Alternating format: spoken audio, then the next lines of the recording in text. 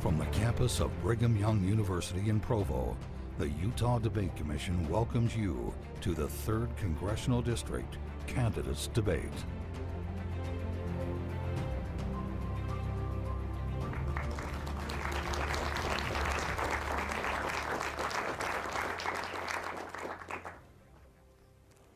Good evening, and welcome to a debate featuring the major party candidates running in Utah's 3rd Congressional District. I'm Natalie Gochner, Director of the Kem C. Gardner Policy Institute at the University of Utah. It's my pleasure to moderate tonight's exchange, which is sponsored by the Utah Debate Commission, an organization dedicated to educating voters and encouraging the civil exchange of ideas. Citizens in the 3rd District will choose from a slate of candidates running to represent them in the United States House of Representatives. Tonight, here at Brigham Young University, we have the Republican incumbent, Representative John Curtis, and his challenger from the Democratic Party, Mr. Glenn Wright. During this debate, Mr. Curtis and Mr. Wright will be answering my questions, as well as those from a panel of journalists and students. You are welcome to participate also. If you are watching or listening live, send your reactions and questions on social media to the hashtag #UTDebates. I'll fold in as many of those questions as time allows. The Utah Debate Commission's format for this debate is as follows. Each candidate will have 90 seconds to respond to the questions, along with the opportunity for 30 seconds of rebuttal time. At my discretion, I may pose a follow-up question. A random drawing held prior to the debate determined that Mr. Curtis will get the initial response to the first question. We'll then alternate who answers first on the remaining questions throughout the debate. Let's get started. Mr. Curtis, welcome. It's important to voters to understand your political philosophy and how you approach public policy decisions. What should voters know about your political ideology and how it's evolved over time? Thank you, Natalie. First of all, let me give a shout out to you. No doubt many hours of preparation for today. A shout out to BYU. I'm a BYU alum. It's great to be here, and to the Debate Commission. I would hope that voters would know that my political philosophy is rooted in a deep, strong conviction of a love of this country, a belief that the Constitution is an inspirational document, and an optimism that this is a great country and that we have many great years ahead. As I ponder the different issues that come before me, I try to take into account the perspectives of all my constituents. You know, we represent over 800,000 different people in the district, and it won't surprise you that I have areas, for instance, like Moab and other areas that have a very different political philosophy than I have originally, and I pride myself on my ability to understand things from their perspective, to listen to them and factor that in, but at the end of the day, it's based on my love of this country and a deep, deep belief of the goodness of this country. Thank you, Mr. Curtis. Mr. Wright, same question for you. How would you describe your political ideology? How has it evolved over time? Thank you, Natalie. The evolution is really based upon my service in the Vietnam War as a two-tour Vietnam veteran. I became a political activist when the Iraq War started because I thought that we had been in one bad war and I thought we were going to be starting another one. But since then, I've gotten involved in local government. I'm on the Summit County Council. And I've been very active on the Utah Association of Counties. I've made friends with, as a Democrat, I've made close friendships with a lot of conservative Republican county commissioners. In fact, 4 of them said they supported me in this race. And I think my philosophy is based upon 2 things. Well, more than that. What's going to improve the country? But how do we do that? I base my decisions on physics and economics. Thank you, Mr. Wright. Mr. Wright, how do you assess the current state of our politics? What's working? What would you change? Oh, boy, what's working? Well, I guess my own experience here in Utah has been very positive. We have a very productive Summit County Council where I think we've done some good things for the county. And again, I'll bring up my experience. I'm the current chair of the MAG Executive Council, and I've been on the UI board for 3 of the 6 years that I've been active with them.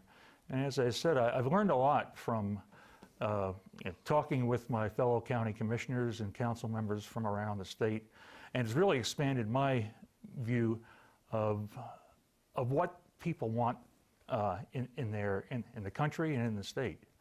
I think that's that's the positive part of it. The negative part is we are a very divided country in a lot of ways, and there are people that are trying to keep us divided. I read an article today that there's over 200 election deniers running for Congress. And if the Republican Party takes over the House, they're going to be in control. And I think that will be a very bad thing for the country. Mr. Curtis, same question. What's the state of our politics? What's working? What's not? You know, as you asked that question, I've had a flashback to this very room 5 years ago when I debated to first win my congressional seat. Who would have ever guessed at that time that during that 5 years I'd sit through 2 impeachments, through January 6th, through COVID, through a war in Ukraine. And certainly it's easy to be down right now. And I talk to many constituents who say something like, it's never been so bad. And it's true that this is a difficult time for the United States. But I get a unique perspective where I sit. And I would bring up 2 things. First of all, we've been in bad places before as a country. I think about, of course, the Civil War, Watergate, the assassination of President Kennedy. And what's so great about this country is in every single one of those cases, we emerged a better country than before we went into that. And part of the seat that I get to sit at right now is to see the slice of Congress, of Washington, D.C., that most of you rarely get to see on the cable news network or in social media. And I can tell you that there's hundreds of my colleagues on both the right and the left who wake up in the morning and say, I want to do what's best for this country. And they're not part of the divisiveness, and they're not part of the screaming and the shouting and the fighting, but they come together every day to work to see how we can advance the will of this country. So that gives me hope, and tonight I hope all of you have hope in this great country. I'm grateful for your hope, Mr. Curtis, but I have a follow-up, but I'll go to Mr. Wright first. The events of January 6th loom large. I'd like you to answer 2 simple questions. Did Joe Biden win the election? Yes. Okay, and do you support the work of the January 6th Commission? Yes. That was quick, Mr. Curtis. I was actually one of the first Republicans that congratulated President Biden on his victory. So was that a phone call? How did you? No, in the press, right? Okay. I'm not on his speed dial. That may not surprise you. So yes, the answer to that question. January 6th, I actually voted for the original January 6th Commission. And let me clarify, because a lot of people don't understand, that's not the commission that we have today. We voted on a commission that would have been like a 9/11 commission, wouldn't have been made up of members of Congress. It would have been bipartisan. And to me, it's very unfortunate that that's not the commission we have. The commission that we have is bringing forth some good information, but it's lacking in opposition. None of those witnesses are questioned by somebody who's an opposing faction. And that's unfortunate. I'm not sure that we'll ever get all the facts on January 6th, and that's unfortunate for the American people. Mr. Curtis, I'll stay with you. Another follow-up question, then we'll bounce back. But I noticed this week in the response to Hurricane Ian, President Biden and Governor DeSantis did a joint media appearance. They both complimented each other for their response to the hurricane. And I took note. And so the question for you is, if President Biden came to Utah and asked for your involvement in an important state issue announcement, would you meet publicly with the president and participate in a media event with President Biden? Yes, of course. As a matter of fact, I can't think of anything I'd like more than for President Biden to come to Utah. I'd love to see if he'd ride around in my car around the district. I'd love to discuss public lands with him. I'd love to show him that 7 of the 9 counties in this district have over 90% federal land. I'd love to show him rural Utah. I'd like to show him Carbon County, where we deal with coal issues. I'd love to show him the basin where we deal with oil and gas. And I suspect if he would take that ride with me, would be a lot closer on issues than before we started. Mr. Wright, you know the question's coming your way. If a future Republican president, such as Donald Trump, Mike Pence, Ron DeSantis, some of the leading candidates on the Republican side, came to Utah, would you meet publicly with them, appear at a press event, as a local elected official? Absolutely. As a local elected official or as a congressman, I think it would be incumbent upon me to get as much out of the president as I could for my district and for my state.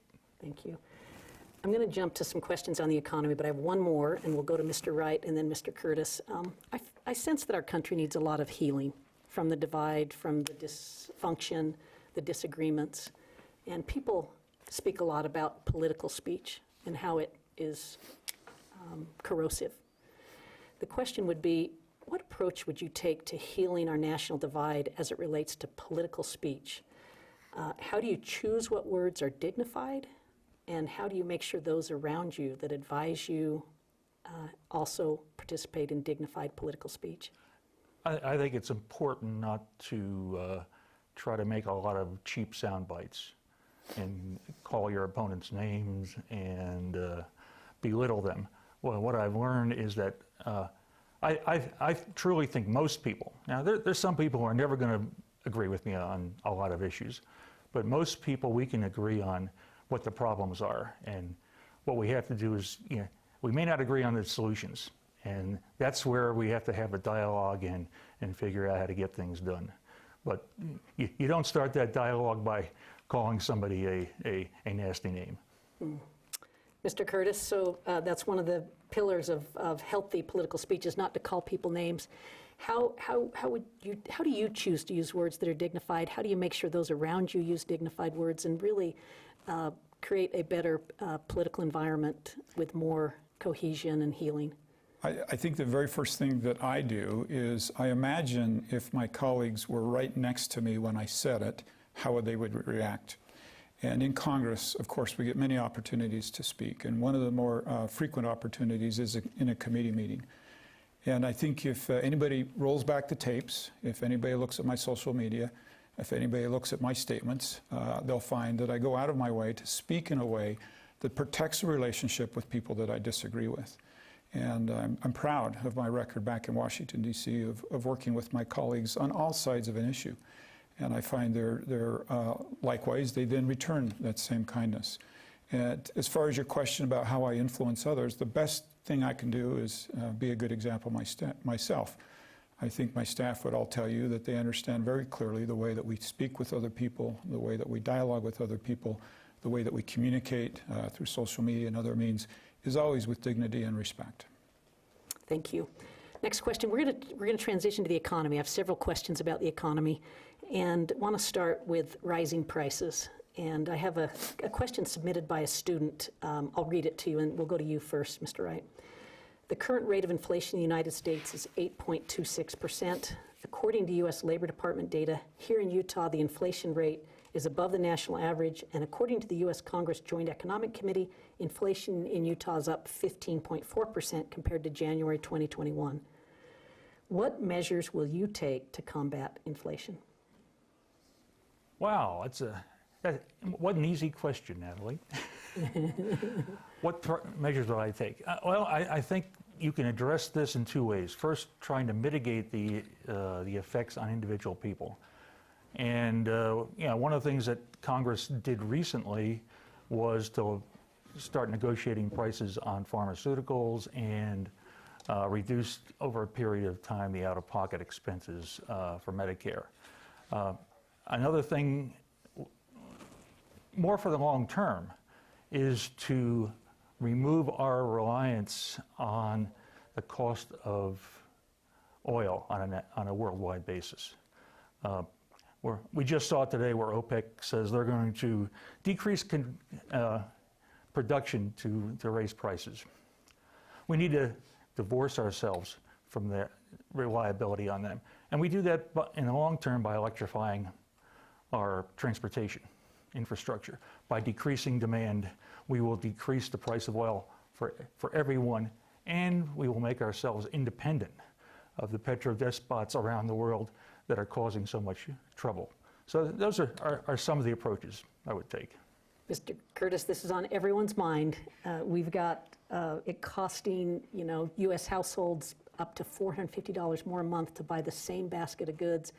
What can you do in the next year to help Utahns with rising prices? So I'm having another flashback right here on BYU campus. I'm going to date myself, but I went to BYU in the 80s when we had inflation in the 20%, or at least that's what interest rates were. I had a CD of deposit with a bank that paid me 17% at the time. And I had an economics class at BYU, and they taught me this, and I've always remembered it. Inflation comes when you have too much money chasing too few goods. So what are we doing in Washington, D.C.? We're putting way too much money into the economy, and we're over-regulating businesses so the free market can't work to get goods there. Let me simplify this. If my grandkids wanted to have a lemonade stand, and I said, great, let's do this. And then I went around and gave everybody in the neighborhood $10 and told them to go buy lemonade. And I told my kids they could only sell a little bit of lemonade. We're going to have a problem, and if they're smart, they're going to raise prices. That's what we're doing in the United States. We're giving out free money, and then we're restricting goods. DC can fix this, and they need to start with to turn down that faucet of money. At every turn right now, you see just a flush of money coming out of Washington, D.C., whether it's forgiveness of student loans, whether it's COVID relief. At every turn, we're sending out too much money, and we're over-restricting goods and services. Thank you, Mr. Curtis. We're going to stick with you, and I've got joining me here Harrison Epstein with the Daily Herald, who's got a question that relates to price increases, but this one is housing affordability. Harrison. Yes, hi. With mortgage rates climbing over 6% in recent weeks, home ownership, particularly for younger people, feels more like a dream than a possibility. What would you do on a federal level to ensure Utahns have the ability to buy a home? So the very first thing is we've got to get interest rates back under control. Today, these young people that you're talking about are taking out a loan at twice the interest rate of just last year. That does more to impact the cost of that home than any other factor. And that goes to our previous question about how we bring inflation down. Also, we've got to get goods and services flowing. My wife and I just built a home here in Provo, and we went through a terrible period where we can't get goods and services. The government in Washington, D.C. needs to pull back on regulation, not critical regulation, but regulation that's keeping these businesses from getting the goods and services into the marketplace. Mr. Wright, it's the same question. I'll let you repeat just the last part. What would you do? What would you do on a federal level to ensure all Utahns have the opportunity to purchase a home? Yeah, I have a fair amount of experience in the affordable housing area, and I was on the board of Habitat for Humanity in Summit, Wasatch County for 6 years, and their chair for vice chair or chair for 4 or 5 of those years. And I've been the liaison from the council to both of our nonprofit affordable housing entities. There are things within federal regulations that we could do to improve the availability of affordable housing. The LIHTC program, Low-Income Housing Tax Credit Program, has a lot more bureaucracy in it than it really needs to. And I think we should start thinking about some, I'll call them even block grants for cities and counties that have good plans for producing affordable housing and have proven that they have the method in place to do those things. I think that will help us in the low end affordable housing. And certainly doing things to unchoke the supply chain, as Congressman Curtis has mentioned, I think are absolutely things that need to be done. Thank you, Mr. Wright. Thank you, Harrison. Well, I need to ask specifically about gas prices. Mr. Wright, you mentioned what OPEC has done this week, where they're decreasing production, which raises prices. We still have Putin's war in Ukraine. A lot of uncertainty, and we see that gas prices in Utah are higher than the national average, higher than some neighboring states. And the question is, what could be done in Congress to help reduce gas prices? Have you seen enough from Congress to date? Would you do something more than what's already been happening, Mr. Wright? Yeah, I think there's a lot of things we can do. They're not going to be quick fixes, but there are certainly things we can do. And I think in terms of the fact that gas prices are higher in Utah right now than they are nationwide, I think we do see that over the course of the year. Because we have our own refineries here, you'll see a fluctuation where we're kind of behind the curve in both the increases and the decreases. But as I started to say earlier, I think the most important thing we can do is to electrify our our transportation sector. Now, it's going to take a few years to get those gas prices down, but the automobile companies are already working on that. And they've said that they're going to be producing 50% of new vehicles will be electric vehicles by 2030.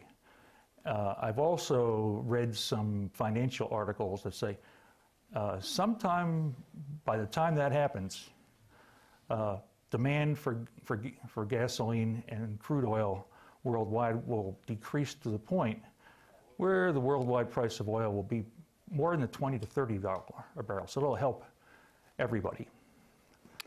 Mr. Curtis, you're in office. What do you hear in the halls of Congress about how to help with gas prices, and particularly in states like Utah, where we're above the national average, even though we're an energy state and have refineries right next door? So the sad thing about where we're at is this didn't have to happen, and it was also very predictable.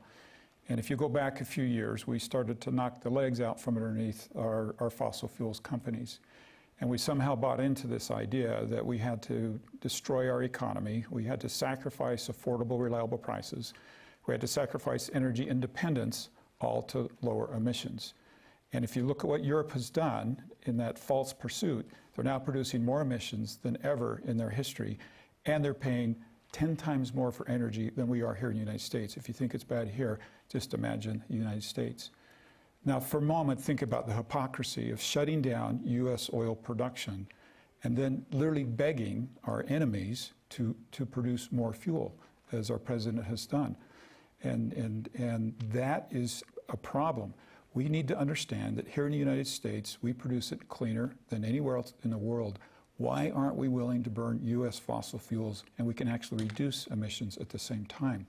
So what do we need to do and how we need to fix this in Washington? We need to understand that it doesn't help if we move to all EVs. You see what's happening in California. Now they don't have the power to charge their EVs. And we've got to make better decisions and be more thoughtful about how we pursue our energy policy. Mr. Wright has a 30-second rebuttal. Yes. We have done nothing to decrease oil production in the U.S. That's a false soundbite. What happened in the oil industry, if you look at rig counts, before COVID, they were about 800. They dropped down to about 250 in March, April of 2020. And they've been gradually building up, and they're back up to where they were pre-COVID. We are producing as much oil, we're producing more oil than we were at that time. So that's a red herring. So of course I get my 30 seconds. Mr. Curtis has a rebuttal as well. Yeah, listen, let's look at what happened in the financial sectors. They literally stopped lending money to fossil fuel productions. In addition, we sent a loud signal to the market that if you invest in fossil fuels, we're going to kill fossil fuels in 5 years. You name me an investor that's going to put hundreds of millions, if not billions of dollars into a project if they know they're going to be dead in 5 years. It's a fact. We've knocked the feet out from underneath our fossil fuel industry here in the United States, and the primary tool we did it with was finance. Thank you. We have another student question. Andreas Zapata joins us. Andreas? Yes, hello everyone. So President Biden eased the debt load for college students who acquire debt while in college. What are your proposed strategies to make college more affordable, and why, if they do they differ from those of President Biden's? Mr. Curtis, you first.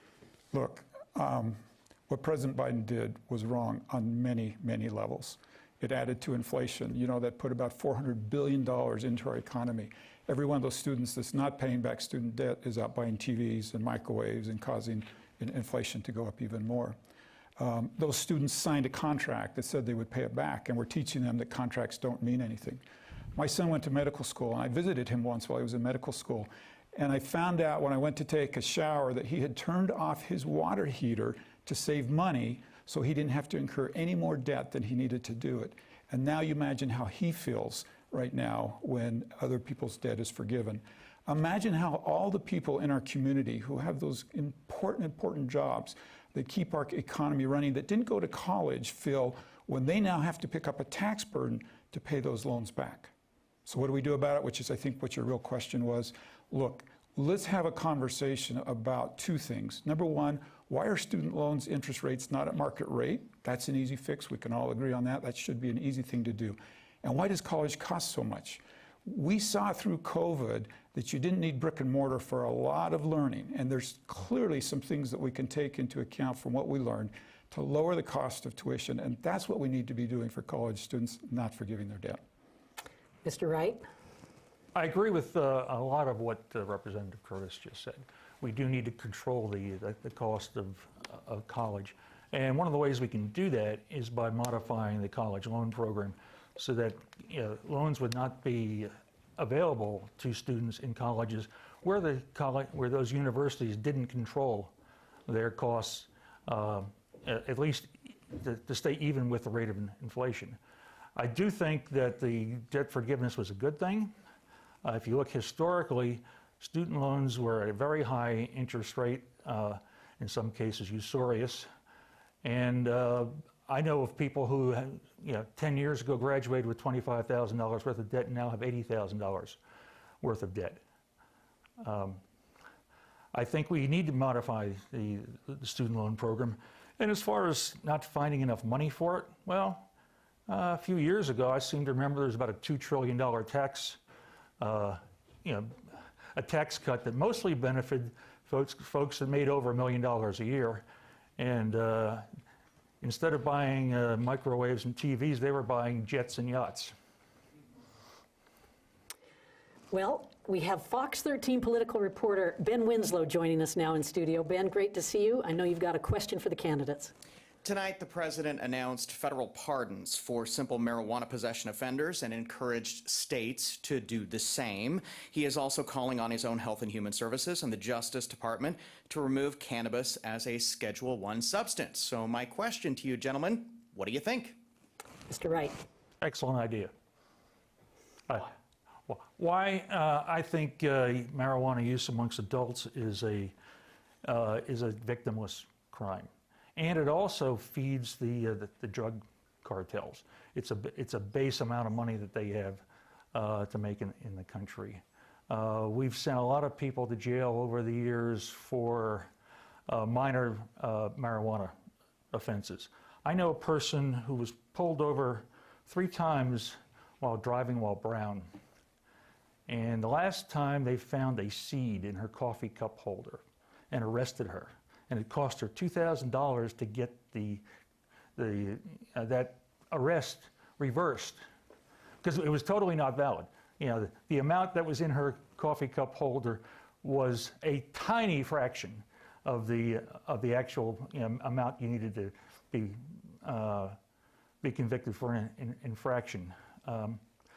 And I think part of what he did today was also continuing the study to take marijuana off the Class 1 drug list, which around the country, most states now have either recreational or medical marijuana approved, but the financing of those industries is almost impossible because of the Class 1 status of marijuana. So I think it was an excellent start on that particular problem. Mr. Curtis, be interested to hear from you. Ben, good to see you. Let me first address the victimless crime. Look, go to a state, Colorado is a good example, where marijuana is legal for almost any use, recreational and medicinal. And you compare almost any statistic you want, and it is worse in Colorado. Traffic accidents, crime, everything, and it can be tied directly to the legalization of marijuana. Now let me answer really what your question was, is whether or not the president did, is it a good thing? What the president did, I would call, is an end run around Congress. And we see this in a lot of issues, and it's never a good thing. Somebody once told me, a businessman once told me, if you want to get rid of a bad policy, enforce it to its fullest. Now you have to think about that for a little bit. If it's a bad policy and we enforce it, there will be pressure from Americans to change it. Rather than doing an end run, there's never any pressure on Congress to change that. I agree there's serious problems with our legislation dealing with marijuana in the U.S. Congress. We need to reschedule it. We need to make those decisions in Congress, but that's the place where I'd like to see it done, not with an end run by the president. Thank you. Really interesting. We're at the midpoint of our discussion, and I'd like to just remind people that we have Representative John Curtis and the Democratic challenger, Mr. Glenn Wright. They are running to represent Utah's 3rd Congressional District. I'm Natalie Gochner, Director of the Kempsey-Gardner Policy Institute at the University of Utah. We are still taking your questions during this live broadcast. Use the hashtag UTDebates on social media. Let's get back to questions. This one I'm going to go to Mr. Curtis first and kind of go back to borrowing, but this time instead of student borrowing, we're going to go to the national debt. The U.S. Treasury reported this week the nation's debt topped $31 trillion for the first time ever. Making matters worse, we have rising interest rates, which makes the payback on our debt service more and more expensive. Voters are interested not just in the economics of so much debt, but the moral questions that it raises when we force future generations to pay for our consumption. So, Mr. Curtis, do you view the current extent of government borrowing as a moral issue because we consume today what we force our children and grandchildren to pay? And if so, what would you do in Congress to reduce deficit spending? Well, let's put this in perspective. $31 trillion of debt. $1 trillion approximately is $4,500 for every man, woman, and child in the United States.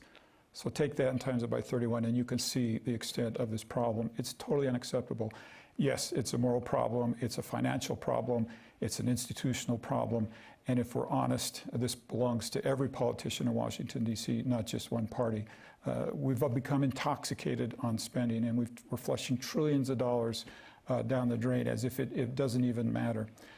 I like to point out to my colleagues in Washington, D.C., what we do here in Utah, a balanced budget, not just from our states, but from our counties and our cities. That's not easy to do. I was mayor of Provo. It's not easy to balance a budget, but we make hard decisions. And we prosper because we do balance our budget, and that's what we need to do in the United States. Now, one thing that I'm trying to work on in Washington, D.C., if I could just do this one thing, it would make a tremendous difference. That's to mimic what we do here in the state of Utah. It's called a baseline budget. At the beginning of every legislative session, our representatives adopt a budget that's a baseline budget, essentially last year's budget.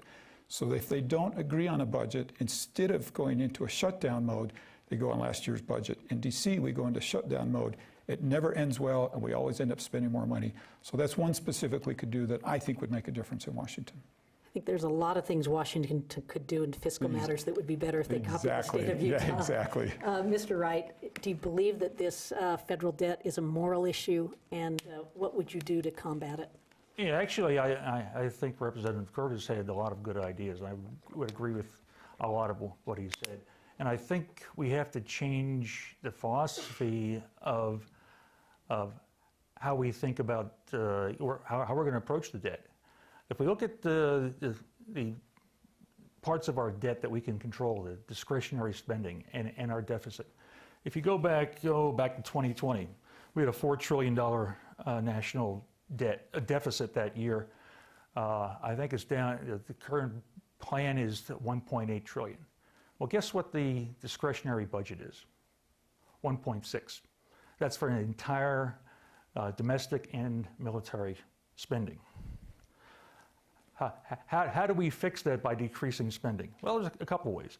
Number one, we got to find out where, what do we really need? We're not going to cut a significant amount of that discretionary budget.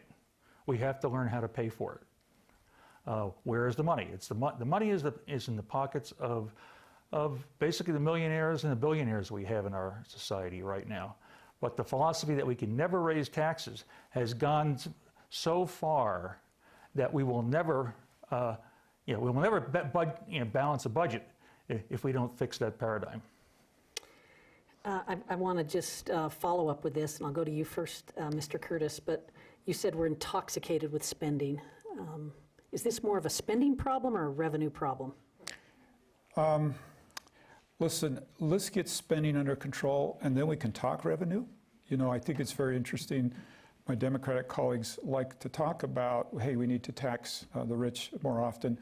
But they've had control of the House, the Senate, and the presidency. And through reconciliation, they could have easily flipped a little switch and done that, and they didn't. It's far more complicated than simply taxing the rich, as they have found out through this period of time.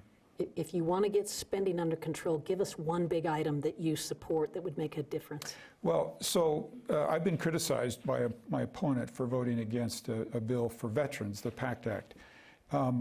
What most people don't understand is that that bill that I'm criticized for not supporting moved $400 billion into non-discretionary spending.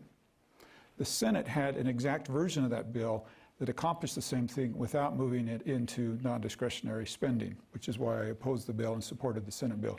So there's one good example right there. Mr. Wright, I need to give you the same opportunity. Is this more of a spending problem or a revenue problem? And can you name, well, let's get into that. And then. I'll definitely name one thing that we can do that we started to do, and I think we have to expand on it, and that's negotiating for pharmaceutical prices. But to get to the spending part of it in terms of the PACT Act, as a Vietnam veteran, I am really offended by that philosophy. A Congress that sends its people off to war and doesn't take care of them when they come back and requires them to go back to Congress every year and beg for some more money to take care of those disabilities that have occurred really disturbs me. I started going to reunions about in 2000. And I started to look for some friends of mine that I hadn't seen at the reunions. Googled one of them, and I found he died in 1995, just a couple of years after Agent Orange was listed as a problem from what is now listed as an Agent Orange disease. That's criminal. Yeah. Okay. May I respond? Sure. So, Mr. Wright, I have so much respect for your military service, and thank you. You mentioned as we were standing outside, I think if I heard it right, that you'd completed 250 combat missions, and I want you to know how much I respect that. But it comes back to the conversation you just had about we can't keep putting money in non-discretionary spending. That $400 billion comes out of those same veterans' Social Security. But I'll tell you what, I will meet you on that challenge not to make you come back every year and ask for it, and figure out a way to pay for this so that you don't have to. I'd like to hear that. Yes. Mr. Wright, I'll give you a chance to I also need to, may I touch on pharmaceuticals that he brought up just quickly? Very quickly. So the Inflation Reduction Act, and we could spend some time on that title, did require pharmaceuticals to negotiate for drug prices. Let me tell you what negotiation means. It means the government comes to these pharmaceuticals and said, this is the price we would like to buy your drug for. If you don't agree to it, we can take 90% of your revenue away. Now, how many of you would like that type of a negotiation? The Office for Congressional Budgeting estimated that 21 cures would not come to fruition if this law went into pass, because it would cut back from innovation, because those are the funds that they use for that. Mr. Wright, we'll give you equal time. Yeah, I will say that the Veterans Administration already negotiates on pharmaceutical prices, and it certainly hasn't had that effect on the pharmaceutical industry. And I would also say that American users of drugs, and particularly in Medicare, but throughout the healthcare system, are paying for drugs that are used internationally because every other country in the world negotiates on pharmaceutical prices. Every other one. We're the suckers for the rest of the world in that sense. Thank you. I want to turn to immigration.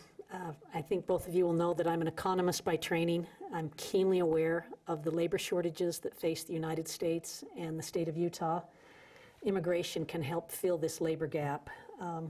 Mr. Curtis, what would you change in our immigration system to address labor shortages? This is like low-hanging fruit to help our economy.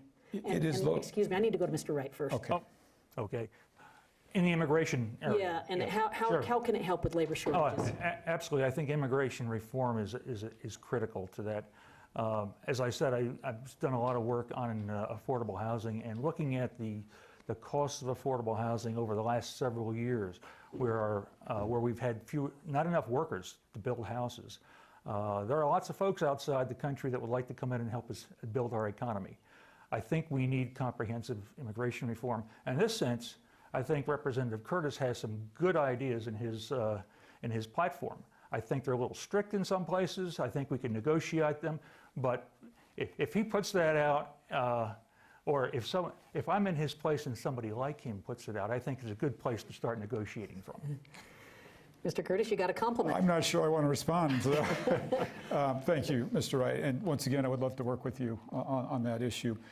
My staff jokes that literally we could lock 3 or 4 of us in a room and we could solve immigration as long as nobody knew how we actually voted on it. And Mr. Wright, I would invite you into that room, and I think we could solve it. And Natalie, you are so correct.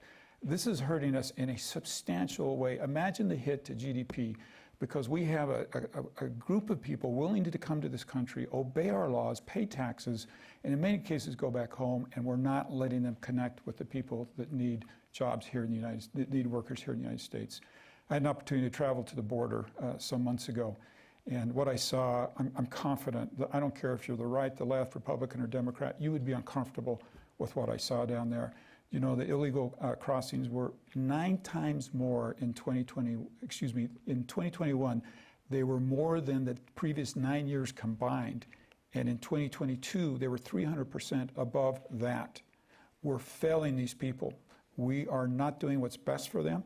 And this is the problem. This issue is controlled in Washington, D.C. by extremes on the right and the left. And good, thoughtful people are trying to plow through the middle of this and get some legislation done. And I think if we're honest, these extremes on the right and on the left are too often supported by too many constituents who are screaming and shouting and saying things like amnesty and things like that. That's just not so. I wish we could literally take the whole night on immigration. Mr. Curtis, this question will go to you, and we have BYU student Megan Bruger who's joining us in the conversation. Megan. Last month, a Utah judge temporarily halted a Utah law that banned transgender girls from competing in girls' sports. The law took effect in July after Utah's legislature overrode a veto by Governor Spencer Cox. What is your position on transgendered girls participating in sports? Mr. Curtis. Look, it's about fairness. We have to be fair to these young women. I have 4 daughters. I do not want a man competing with them in sports, period, under any circumstances. Now, if it's more complicated than that, I'm happy to sit down and talk about it. But I don't see where there's a place for that. Mr. Wright. That was a quick answer. I don't think the legislature had to get involved with that particular issue. I think the Utah State High School Association had rules, the NCAA has rules, you know, various sports organizations have rules, and they may have to be tweaked a little bit here and there. I think the really bad part of that bill was it came from a segment of our society that is afraid of the LGBTQ community, and just, you know, they found transgender folks as the latest whipping person, and I don't think that should be something that our legislature should be dealing with. We have ways to deal with it another way, through other venues. We have a question that's come in through social media, through Twitter. I'll just read it to you. It says, when do you feel there is an appropriate limitation on abortion? And this question will go to Mr. Wright first. It's my turn. Yeah, I can answer that question fairly well. I think we had a good measure of that with the Roe and Casey decisions that were overturned by the Supreme Court recently. I think viability is a very reasonable place where you could put restrictions on abortion. I think the Dobbs decision to throw Justice Alito's words back at him was an egregious error. And I think it has allowed states with very reactionary legislatures like our own to put incredible disabilities on women who are in a pregnant state and want to terminate for whatever reason, or who just have health problems. I've talked to doctors who dread the possibility that they have to worry about the legal implications of treating a woman who comes into the emergency room. You've seen many cases like that across the U.S. already, and I think the entire decision it really puts in jeopardy the health, safety, welfare, and economic future and personal freedom of half of our population. And if I go to Congress, I will vote to codify the Roe and Casey decisions. Mr. Curtis, this is a very specific question. Yes, let me first start by saying I'm unapologetically pro-life. Now, let's discuss what the Supreme Court did and didn't do. The Supreme Court, all they did was said there's no right to an abortion in the Constitution, which then pushed this issue down to the states. Now look, I get it. If you're a woman, it stinks that most of these legislatures are men. Most of these decisions are made by men. I wish it were other than that. I wish, as a man, I didn't have to make this decision. I wish women could make this decision. And that being said, it falls on state legislatures to thoughtfully decide in their state what they want to do. State legislators are responsible to the people in the state. There's far more accountability on a state level than there is on a federal level. Have you ever tried to get a federal law changed versus a state law? And as we watch this play out across the United States, I think you're going to see legislatures take different positions. That's the beauty of states' rights. And as a federal legislator, I quite frankly believe that's where it should be. Just seeing if there was any rebuttal. I have a follow-up if you don't have a rebuttal. Well, I think putting women in jeopardy in a significant portion of our states is not a good idea. Yeah, we've got to have a conversation about the responsibility of men and accountability of men. Too much of this decision falls, right, too much of the consequences of this fall on women. And I also think that's something our society has not done, is put the burden equally on men as on women. And the second thing I don't think we've done is come together as a community and as a society to deal with pregnancies that are difficult, that may be unwanted, that need help. And I think we could do a far better job at that as well. Thank you. Moving right along, I mean, I could stay on this, but I think we've got the contrast, and I think that's helpful for the viewers and the listeners. I want to go to the environment. And we have another student question that came in. I'll just read it to you. It says, 2022 was Utah's hottest summer on record. According to the National Weather Service, June, July, August, and September were the hottest in Utah since the agency started keeping records. What is your position on climate change and global warming? We're going to go to Representative Curtis first. Well, if you know anything about me, you know I like to talk about this. I'm kind of the rare elephant in the room on climate change.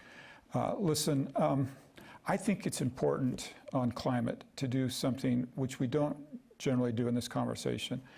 And that is, if you draw a continuum and you take people where they are on this issue and you value everybody's opinion, we can have a very thoughtful conversation about how we reduce emissions and how we pass on an earth better to our children than the one we inherited. And I think the success that I've had with Republicans is not demanding from them some kind of litmus test that they frequently feel repulsed at, but rather take them where they are and have the conversation about less pollution is better than more pollution, right? Let's figure out how we want to reduce emissions. Personally, I've been very vocal and open that I am a strong observer that there is climate change and that decades and decades and decades of an industrial revolution around the world certainly has had some impact on it, and we have a responsibility to change that. And if you know about my work in Washington, D.C., you know that I founded the Conservative Climate Caucus, an effort to get Republicans together talking about this. This is what's really exciting. We have some really good ideas as conservatives. We haven't been as vocal with them as I would like us to be, and I'd like us to bring those to the table with our Democratic colleagues and let the best ideas survive.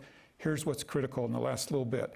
We don't need to sacrifice energy independence. We don't need to sacrifice affordable, reliable prices, and we could still reduce emissions. Mr. Wright gave a thumbs up, so let's see what you have to say, Mr. I Wright. agree with several things that Representative Curtis just said, and I salute his efforts to bring in a conservative climate caucus. I just feel we need to be a lot more aggressive. We don't need to sacrifice our economy. We can be energy independent by electrifying our transportation structure, by electrifying the way we heat our houses, and creating that stuff internally, both renewable energy and carbon-free energy, such as nuclear and geothermal and pumped hydro and various solutions like that. But I think we have to have hard goals that we are forced to meet. And the IPCCC and climate scientists have told us we need to get to a net zero carbon by 2050. And we probably need to get to about 50% of that by 2030. The Inflation Reduction Act gets us to 40%. We can do better. And there was a Supreme Court decision that kept the EPA from enforcing the Clean Power Plan.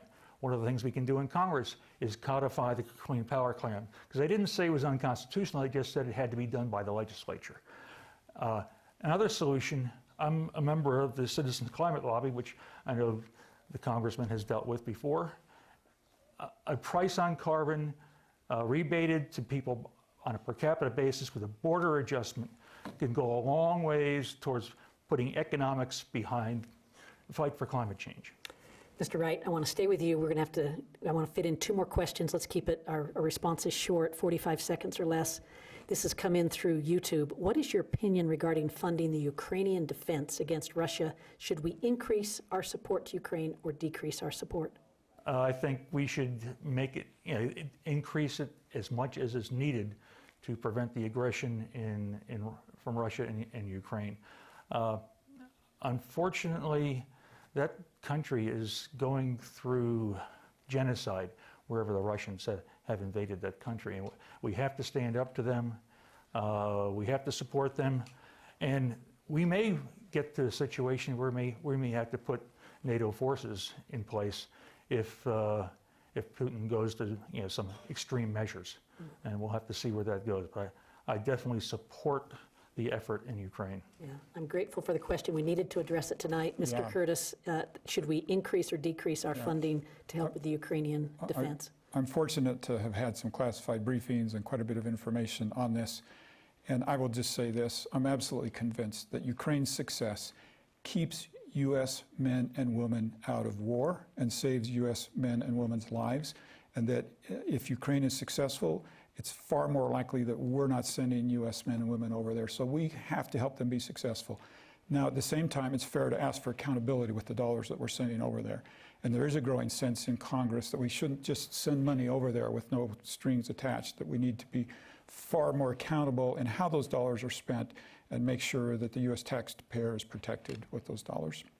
Mr. Curtis, let's stay with you. I just want to ask the question. I know it's on people's minds, tactical nuclear weapons. People worry that they're going to be used. What should the U.S. response be if President Putin uses tactical nuclear weapons in Ukraine? And let's keep it about 20 seconds. Yeah, so first of all, let's make sure they don't. There's more we can do to prevent them that we're not doing from using those. If nuclear weapons are used, it's just not a good place. We've known that for decades and decades and decades. And I think U.S.'s position of not announcing what we would do is a good position for us. I think we should keep Russia guessing, and I'm going to stay in that frame with my comments. Yes. Mr. Wright, your experience, you were in the Air Force. Yes, yeah. I was, and I think we have to do everything we can to keep Putin from launching a nuclear weapon. And I think it has to be behind the scenes messaging with them on what the consequences are of, and we can't be verbal about it in the media to say what's going to happen, because that's just going to put him in a corner. But he has to understand what's going to happen, and it won't be a nuclear response from us, I don't think, unless something really bad happens. But we have the ability to punish him greatly, and he has to understand that. I want to thank both of you for a very civil and enlightening discussion. We've now reached the end of the debate. A random drawing held earlier determined that the first closing statement would go to Mr. Curtis. Mr. Curtis, 60 seconds. Thank you very much. Once again, thank you, Ms. Gaukner. Thank you, Glenn, for a great debate. Thank you, BYU and the Debate Commission. Listen, what this election about is very clear. We bring, as Republicans, to the table an agenda that gives us a strong economy. We bring an agenda that gives us a safe country. We bring an agenda that doesn't give us free things, it gives us freedom. And we bring an agenda that brings accountability to government. And if reelected, to go back and serve you in the United States House of Representatives, which, by the way, is just a tremendous honor, one of the greatest honors of my life. I commit to you to pursue those 4 important topics to Utahns and to represent this district in a way that you will feel represented and that I'm listening. Thank you very much. And now, Mr. Wright, your closing statement. Thank you, everyone who's on TV and here tonight. We're at a fork in the road. We can go down one fork in the road where veterans are not protected, where seniors are not protected from increased pharmaceutical prices, where we don't take aggressive enough action on climate change. that we get into a situation where it gets worse and worse on a feedback loop. We can get to the point where we can't fix the Great Salt Lake. We can get to the point where we're jeopardizing the health, safety, welfare, economic future, and personal freedom of half of our society. Or we can go down the other path, which I will be happy to lead people down. And if you like what you heard tonight, go to my website, hit the donate button. If you're a student here, register to vote in this district, go out and vote. And I'd like to see more people running for office in the future. Raise your hand like the Statue of Liberty and say, freedom. Thank you, Mr. Wright. Our thanks to candidates John Curtis and Glenn Wright for their participation tonight. The Utah Debate Commission also thanks our panelists, those who submitted questions, and all at Brigham Young University for making this event possible, with special appreciation to both the Larry H. and Gail Miller Family Foundation and the George S. and Dolores Dory Eccles Foundation for their generous support. Join us Monday at 6 p.m. for the first congressional debate. I'm Natalie Gochner. Thank you.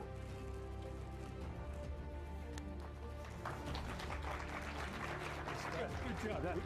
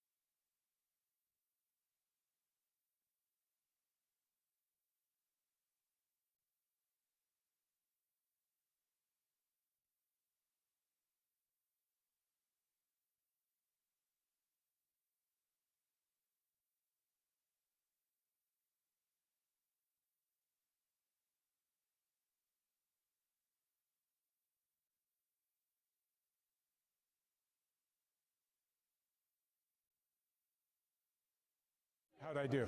I'm good. You did great. Did I do okay? Yes. All Good right, for me to good. lose somebody. Good. You were manning this camera? Yes, so I was. Mr. Wright. Yes. That long? Oh, 20 minutes? Okay, you can bring it for me. Oh, good. You I'll have answered the I'll have a sandwich. Okay. Yeah, sure. Yeah.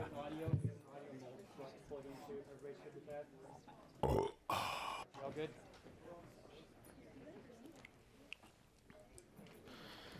We're not. We're waiting for a microphone. The ball box is good. Okay.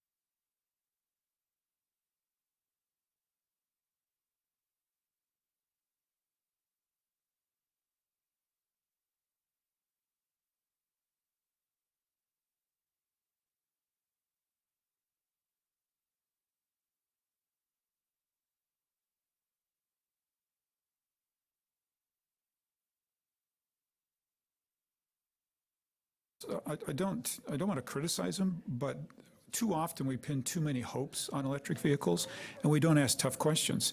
Do you know that a Chevy Malibu, gas-powered Chevy Malibu, puts out the same emissions as an electric Chevy Hummer? And yet we're subsidizing that Hummer, which I don't know, but my guess is it's well over that $60,000. It's probably more like $100,000 or more for that. And it's just not within the reach of an average person. What about the average Utah family? Exactly. To say nothing about where we're getting the critical minerals and where we're getting the electricity to charge these EVs. And where we're going to store the batteries when they're thrown into landfills. So you'd like to show President Biden around the district. And you said, well, I'd like to show him public lands, I'd like to talk about energy policy, that sort of thing. What do you think that kind of tour would mean for policy? My colleagues, not just the president, my colleagues in Congress don't have any comprehension what it's like to live in a county that is 90% federally owned. It produces no property tax on that 90%. At every turn, they need the federal government's permission to get broadband into their communities. And if I could show President Biden on the ground what it's like to be in one of these communities, I don't think we'd get an antiquities designation on Bears Ears the way that we did. I would have showed him how we could have solved that problem here locally without an Antiquities Act designation. That's the first place I'd take him, is down to Bears Ears. Where did you see the biggest contrast tonight? Well, Glenn is a super person. He's a county commissioner that I'll be working with if I'm elected. And, but we're very, very different philosophically. He identifies with a democratic philosophy. You heard him say, for instance, on inflation, we need to give people money to pay for the higher prices. And you heard me say, giving people money causes inflation. And so there's a philosophical difference. You heard him say, look, the government's got to decide how much medication is, and I would let the free market play that out. There's just some philosophical differences between us that tend to line up more with Republican, Democrat. Not all of them we really had a chance to explore tonight, but I think if you went down the line, you'd find us much more in line with our political affiliations. The Utah Debate Commission poll had you up by about 2 to 1 in the poll, and that is the only poll that I'm aware of so far. Do you think those numbers are reflective of where the race is right now, and do you consider yourself to have a big lead? I run as if I'm going to win by one vote every time I run any race, right? I think I owe that to the constituents. So my mentality from the beginning has been work hard, earn their vote. I go to this district, for instance, the new part of the district in the Uinta Basin that's brand new to this district. I've been there no less than 6 times, personally visiting, going all the way up to Daggett County. That's a long drive if you haven't been there lately. And I feel like I need to earn every vote, and I don't pay attention to polls. Representative Curtis, Natalie Gochner said it was a very civil, friendly debate. And Utah is going to be a testing ground for a new initiative called the Dignity Index, where every week federal candidates are scored on the language they use. Are you aware of that index, and what is your comment on it? And we know Utah does things different. Could DC use a little bit of the Dignity Index? Yes, absolutely. Look, my biggest regret, well, not my biggest, one of my large regrets in Washington is that the screamers get the attention. They get the spots on the media, they get the fundraising, and the hardworking men and women in Congress, so many of my colleagues, really don't get the attention. Anything that brings them more attention, I think is good. So to the extent that this helps bring them forward, I think it's a very good thing. A lot of your work in Congress is focused on energy production and conservation. Your district covers most of oil production and coal production in the state. How have those industries and the voters who work in those industries informed your approach to that? I substantially. You can't go to Carbon County, which I've represented for 5 years, without feeling what I call the demonization of fossil fuels. And unfortunately, this demonization is not just fossil fuels, it's the very people who, in my opinion, sacrificed their health and their safety so that we could go to the light switch and flip it on and have it come on. And it's really unfortunate. And it's been an honor for me to represent them and state their case back in Washington, D.C. Now, the new district picks up the Uinta Basin, which is a lot of oil and gas. And I think if you are observing what's happening, oil and gas is the new coal, right? They went after coal, now they're going after oil and gas. And interestingly, the basin, the newest part of my district, gave me my highest percentage of election in the primary. And it took a little while for them to understand and for me to explain why my position on energy actually was beneficial for them. Because, look, I'll talk about climate right and the need to reduce emissions, but they understand that there is a conservative approach that is very important for them and can help them and their economies. And I'm actually really looking forward to working with them.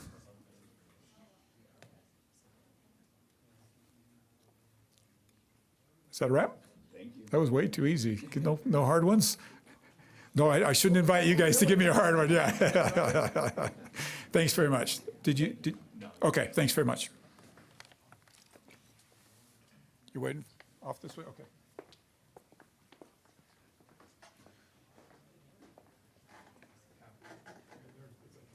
Just a tough group here. They got the guns out for me.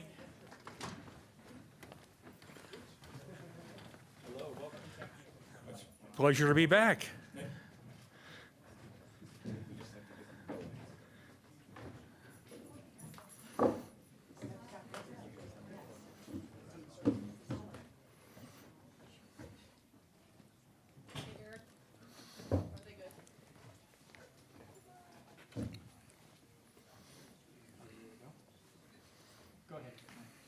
How do you feel like tonight went? I could do it for 2 or 3 more hours. Had a good time. Where do you feel like the biggest differences were as you had those exchanges? I think there's a good number of differences, actually. I think Representative Curtis is a pretty good guy. I don't think he goes far enough on a lot of issues. I think the issues where we have some common ground on, where I don't think he goes far enough on the environment. I think we are diametrically opposed on the Dobbs decision and what it does for, as I said, half of our population, and I might add on their families. So you said over and over again, I support what Representative Curtis just said. I support, you said that time. A couple of times. More than a couple. Yeah. And you also said, I agree with most of what he said, or I agree with a lot of what he said. Was that an effective debate tactic? I guess the voters will tell me that. Why did you keep saying it? Well, because I think there are elements of that he believes in that I believe in also. I just think we have different approaches to it. As I said earlier, I think a lot of us have know what the problems are. Where we differ is on what the solutions are, and I think that's where Representative Curtis and I have some more divergence. At one point, and Representative Curtis just clarified this for us, but at one point this evening he said, "I wish women could make more of these decisions related to abortion." Wouldn't that be nice? And did he unwittingly support your very argument? It certainly sounds like it.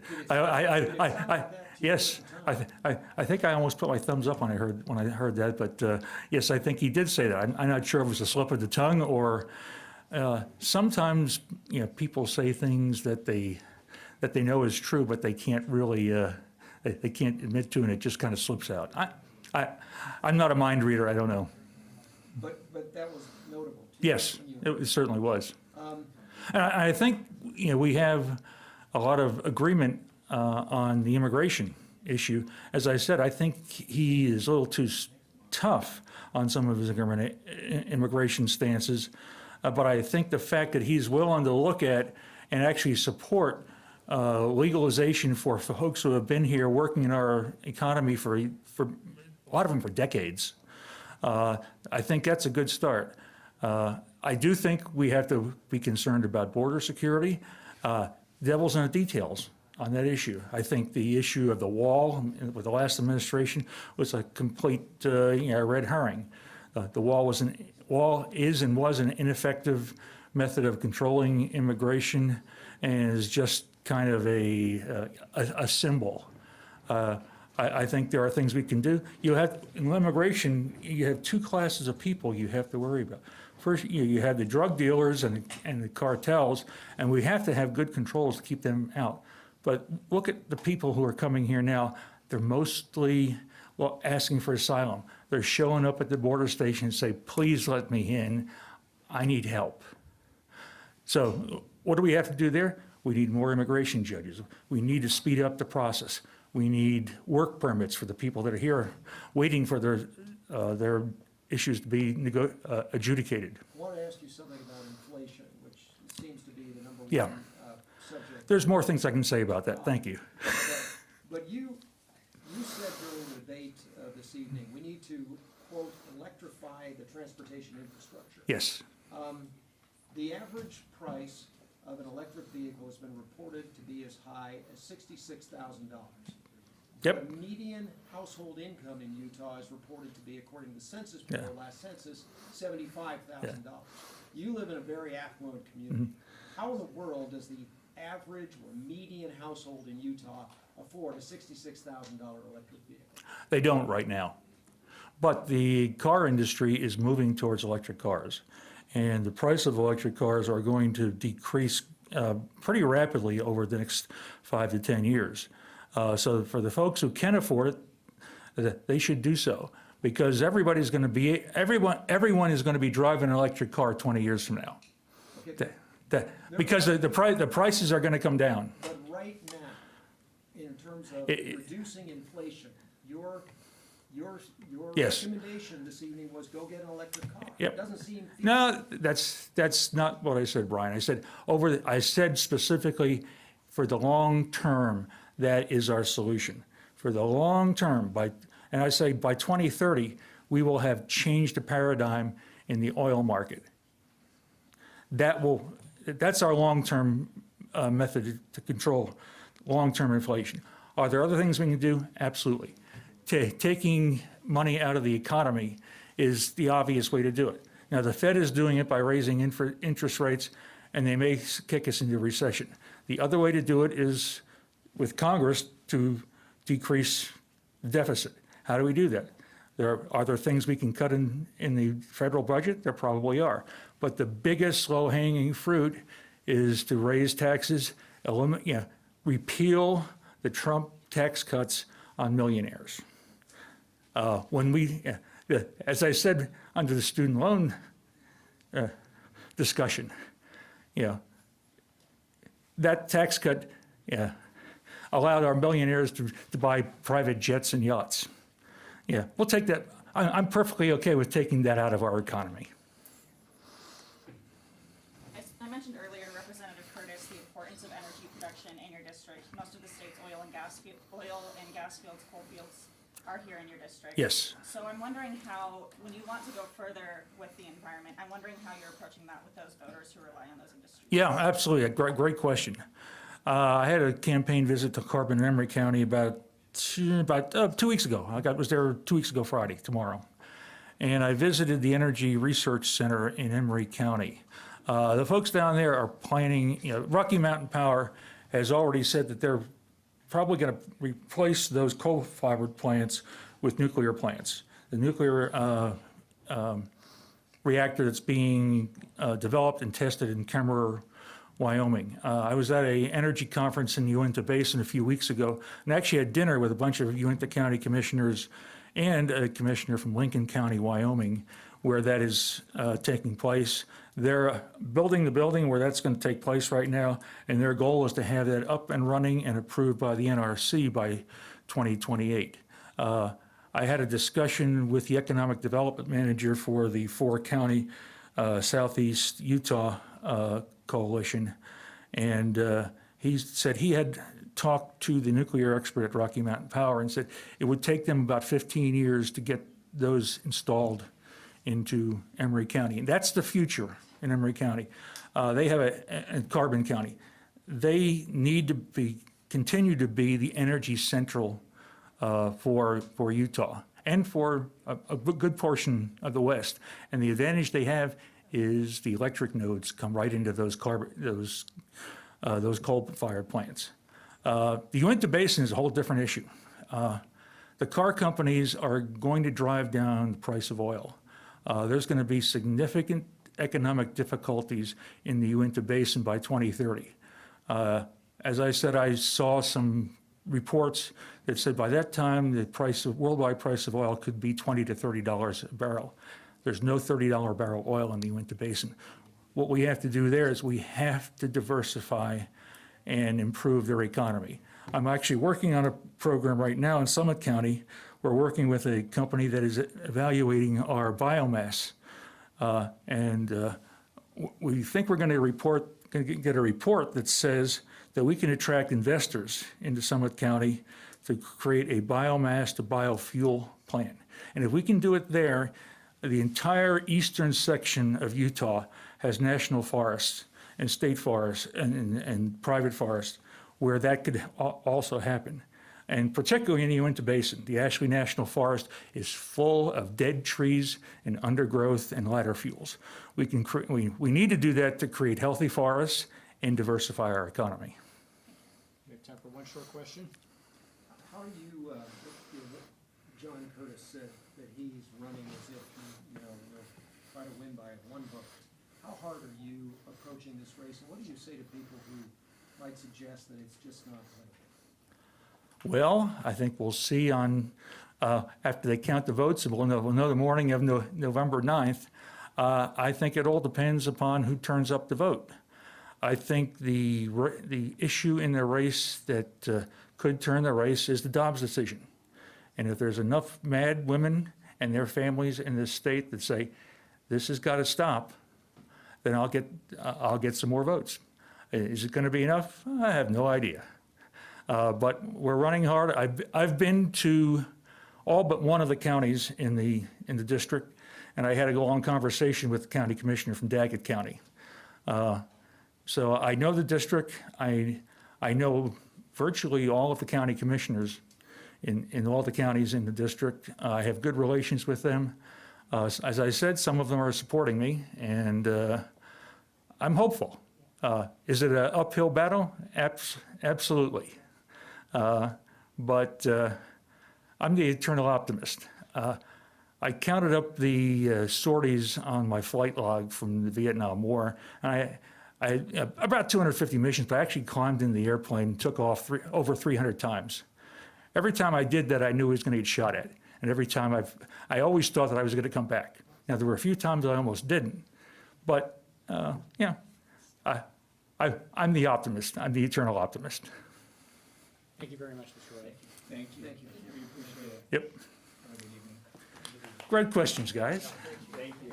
Hey, anybody wants to talk to me further at any time during the rest of the 5 weeks of the campaign, I'm available.